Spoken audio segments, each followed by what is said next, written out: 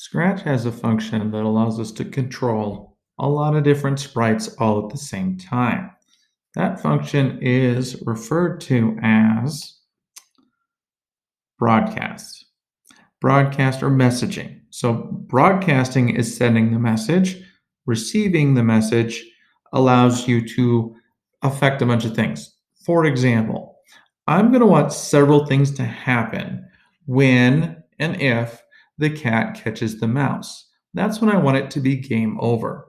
But what I want to have happen to start with is the mouse, the cat, all the cheese. I want all of that stuff to hide, as well as I want the background to change from my maze background to something that just says game over. So what I want to do is I have to set up for my collision with the cat. So again, we're going to start when the green flag is checked. We are going to, and again, because it's only going to happen once, we are going to wait until, and I'm programming on the mouse. So under my sensing, I would be touching the cat 2 in this case. Then I want a few things to happen. First off, I want the mouse to hide. Looks like the mouse got eaten. Okay. And if you'd like to, you can actually then put a wait in here to allow that to show up. So if we want to do that, we're going to go to control or wait 1 second in there. We'll let them notice for a second that the mouse is now gone. And then under events, we want to then broadcast. Now, instead of broadcasting message 1, because we're going to use 2 different messages, we want to create a new message. And in this time, we want to call it game over. There we go. So we're going to broadcast game over. And we've already got the mouse hiding when game over occurs. So our next thing is the cat. What we're going to want to do is we're going to wait for the message game over. When I receive message game over, hide. This is why we started every one of these with show, so that as we start the game, we make sure everything shows up. We now are going to go through our cheeses, and we're going to make sure one of them says when received game over. And on all these, we'll just go ahead and change it to the left-hand one. Didn't change. Game over. And the last one, game over. So next what we're going to do, now that we've got that all happening, is we're going to switch to backdrops.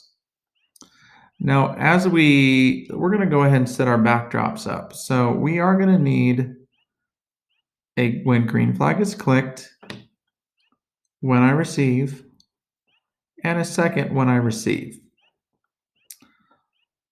These are all going to be about switching backdrops. So we got switch to backdrop 3, which I believe is what that one's called. Or I'm sorry, we're going to want to do backdrop 1 because backdrop 1 is my current map background. And then I believe we're going to set up what is currently backdrop 2 as my game over screen.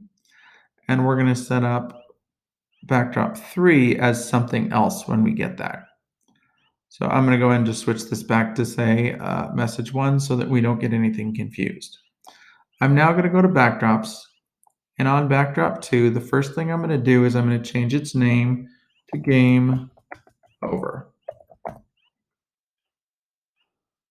I'm going to change my text to red.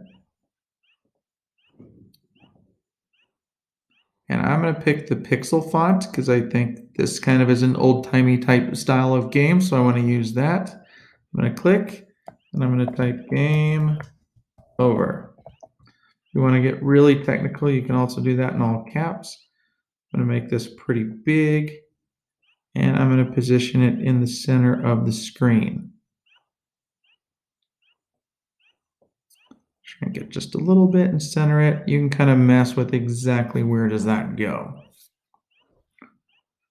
Okay. And while I'm here, I'm going to go ahead and make the "you win" one as well. Use maybe a nice brighter blue, but same thing, same font, same text. You win. That does not show up very well, so we're going to go ahead and make that blue a little bit more blue and make it nice and big and right in the middle of the screen. Bump that over a little bit. There we go. And I'm going to go ahead and change the name of the backdrop to "win." Okay.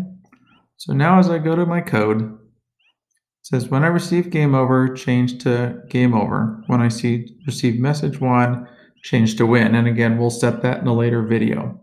But the way that looks now is when I hit my green flag, you'll notice that I have my regular maze background. And if I get going,